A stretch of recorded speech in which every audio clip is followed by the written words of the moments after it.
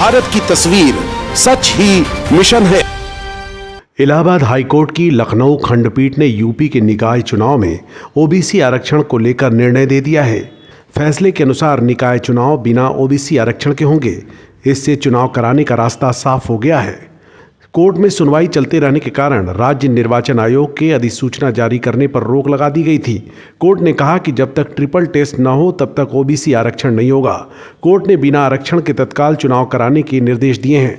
मामले में याची पक्ष ने कहा था कि निकाय चुनाव में ओबीसी आरक्षण एक प्रकार का राजनीतिक आरक्षण है। इसका सामाजिक, आर्थिक अथवा शैक्षिक पिछड़ेपन से कोई लेना देना नहीं है। ऐसे में ओबीसी आरक्षण तय किए जाने से पहले सुप्रीम कोर्ट द्वारा दी गई व्यवस्था के तहत डेडिकेटेड कमेटी द्वारा ट्रिपल टेस्ट कराना अनिवार्य है। भाजपा ने दिल्ली की मेयर पद के लिए रेखा गुप्ता को उम्मीदवार बनाया है। उप मेयर के लिए कमल बागड़ी को प्रत्याशी बनाया गया है। स्थायी समिति के लिए कमलजीत सहरावत और हाल में भाजपा में वापसी करने वाले गजेंद्र दरार और पंकज लूथरा को प्रत्याशी बनाया गया है।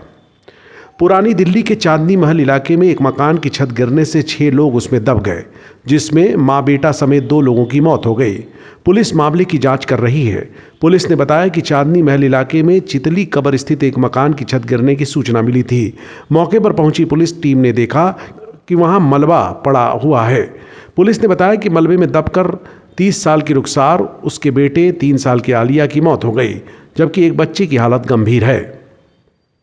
हादसे के वक्त सभी कमरे में सो रहे थे। असम के जोरहाट जिले में एक तेंदुए ने कई लोगों पर हमला बोल दिया। इसमें 3 वनकर्मी समेत 13 लोग जख्मी हो गए। सभी को स्थानीय अस्पताल में भर्ती कराया गया है। जोरहाट के एसपी मोहनलाल मीणा ने बताया कि तेंदुए ने उछल कूद मचाते हुए एक चलती वैन पर भी झपट्टा मारा। एसपी मीणा ने बताया कि घायलों में से किसी की हालत खतरे से बाहर नहीं है। ओडिशा के रायगढ़ से एक बेहद हैरान कर देने वाली खबर सामने आई है। यहां भारत घूमने आए 2 रूसी पर्यटकों की 1 हफ्ते के अंदर मौत हो गई। बताया गया है कि रूस के सबसे ज़्यादा कमाई करने वाले नेता पावेल एंतोव की शनिवार को ओडिशा के एक होटल में अपने कमरे की खिड़की से गिरकर मौत हो गई। इससे 2 दिन पहले यानी गुरुवार को ही उनके एक दोस्त की भारत में ही पार्टी के दौरान हार्ट अटैक से जान चली गई।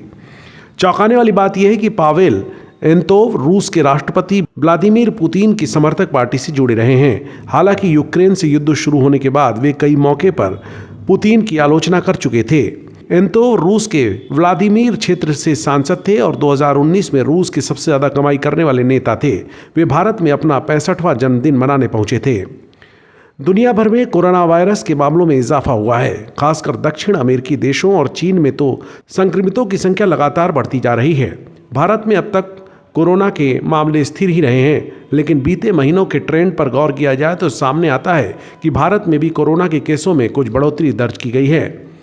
कोरोना के ताज़ा केसों के विश्लेषण से सामने आता है कि जहां बीते 9 हफ्तों में भारत में कोरोना वायरस संक्रमण के नए मामले हफ्ते दर हफ्ते लगातार घट रहे थे, वहीं बीते हफ्ते देश में कोरोना के मामलों में 11% की बढ़ोतरी देखी गई थी।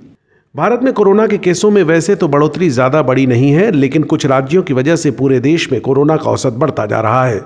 ब्यूरो रिपोर्ट, भारत की तस्वीर। भारत की तस्वीर सच ही मिशन है।